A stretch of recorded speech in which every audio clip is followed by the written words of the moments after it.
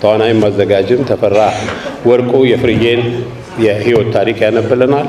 ወንድማችን ተፈራ የተስፋ ኢንተርፕራይዝ ዋና ስራ አስኪያጅ እባክህ።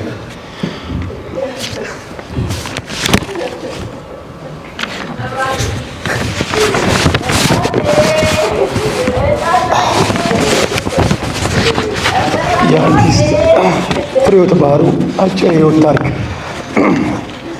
አርቲስት ፍሬሕይወት ባህሩ በ1953 ዓ.ም ከአቶ ባህሩ ለጋስና ከእናቷ ከወይዘሮ ውቢት በየነ በአዲስ አበባ በተለምዶ ጣሊያን ሰፈር ተብሎ በሚጠራው አካባቢ ተወለደች።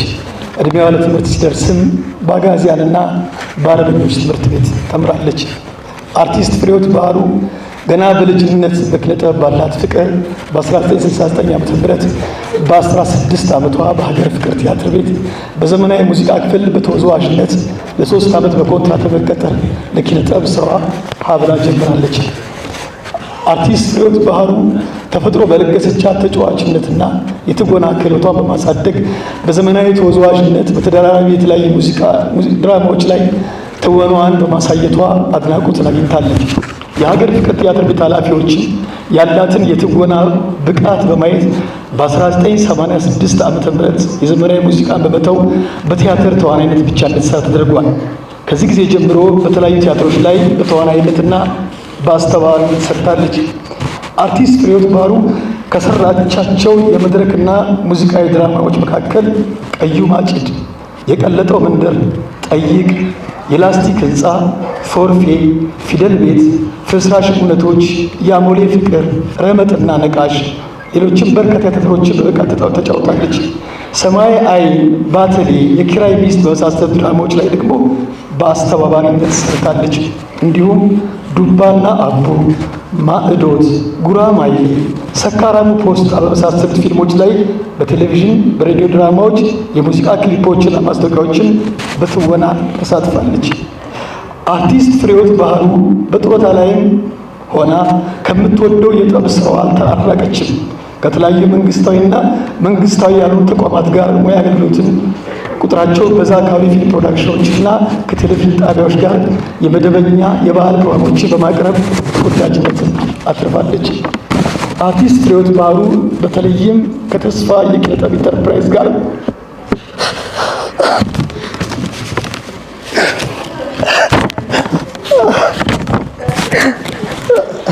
ላለፉት 5 ዓመታት ያህል በሙያ አገልግላለች። አብራንም እየሰራች ነበር። አርቲስት ፍሬሕይወት ባህሩ በበጎ ስራ በደግነቷ በበጎነት የምትታወቅ አርቲስት ነበረች። በተለይም በበጎ ስራዋ በፈቃዷ ባደረገችው ውሳኔ አይኗን ለአይን ባንክ እንዲሰጥ ቃል በመግባቷ ለአንድ ሰው ብርሃን መሆን ችላለች። አርቲስት ፍሬሕይወት ባህሩ በዚህ ዓመት የተከበሩትን የአዲስ ዓመትና የመስቀል በዓላት ልዩ ፕሮግራሞችን ከሙያ አጋሮቿ ጋር ሰርታለች። ከቤተሰቦቿ ጋር በመሆንም መስከረም 14 ቀን 2018 ዓ.ም የ65ኛ ዓመት የልደት በዓሏን በደስታ አክብራ አዲሱ ዓመትን የፈጣሪ ፈቃድ አልሆነም እንጂ የበለጠ ለመስራት ተዘጋጅታ ነበር። አርቲስት ፍሬሕይወት ባህሩ ትናንትና መስከረም 22 2018 ዓ.ም የምትወዳቸውና የሚወዷት በማቆላመጥም ፍሬቻ እያሉ የሚጠሯት የሀገር ፍቅር ቲያትር ወንድምና እህት በአክብሮት በጠሯት የሰራተኞች ሽኝት ፕሮግራም ላይ ለመገኘት ከጧቱ 3 ሰዓት ተኩል ላይ ሻወር ወስዳ ልብሷን ቀይራ እንደ ሁልጊዜው ከነሱ ጋር ልትጫወት፣ ልትስቅ፣ ልትደሰት ናፍቃ ልትሄድ በዝግጅት ላይ ያለች በድንገት አርፋለች። አርቲስት ፍሬሕይወት ባህሩ የ2 ሴት ልጆች እናት ስትሆን የ4 የልጅ ልጅም አይታለች። የሀገር ፍቅር ቲያትር ቤት፣ መላው የጥበብ ቤተሰብ፣ ተስፋዬ ኪነጥበብ ኢንተርፕራይዝና ሌሎችም አጋር ድርጅቶች ለቤተሰቦቿ፣ ለአድናቂዎቿ፣ ለወዳጅና ለስራ ባልደረቦቿ መጽናናትን ይመኛሉ። ፍሬዬ እንወድሻለን፣ ሁሌም ከልባችን አጠፊ።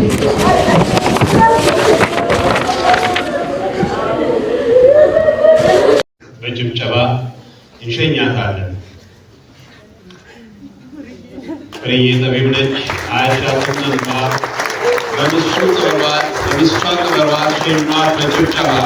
በጭብጨባ እንሸኛታለን፣ እያከበርን እንሸኛታለን። ዳግም ከዚህ በኋላ እናጨበጭብላት። በዚህ መድረክ ላይ 49 ዓመት የተጨበጨበበት መድረክ ነው። አሁን በአክብሮት እንሸኛታለን። ፍሬዬ ጠቢብ ናት፣ አያሻትም እንባ። በምስሷ ቅበሯት፣ ሸኟት በጭብጨባ። እስኪ የምትሉትን ሰዎች ባካችሁ ከንፈሩን ግን አታቋርጡ ጭብጨባውን።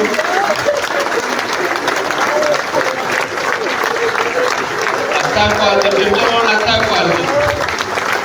የመጀመሪያ ጭብጨባ ያገኘችበት መድረክ ነው። የመጨረሻ የመሰናበቻ መድረኳው ነው።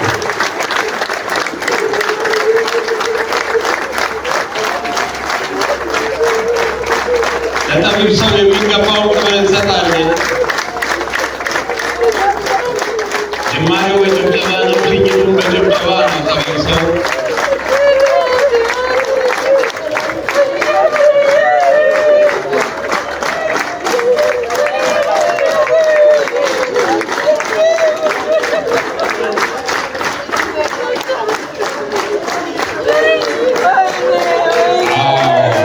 ጠቢብ ናት፣ አያሻትም እንባ።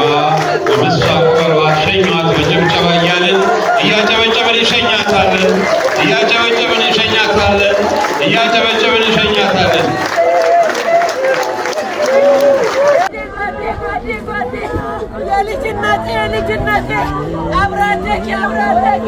የአንጋፋው አርቲስት ፍሬሕይወት ባህሩን የቀብር ስነ ስርዓት ተፈጸመ።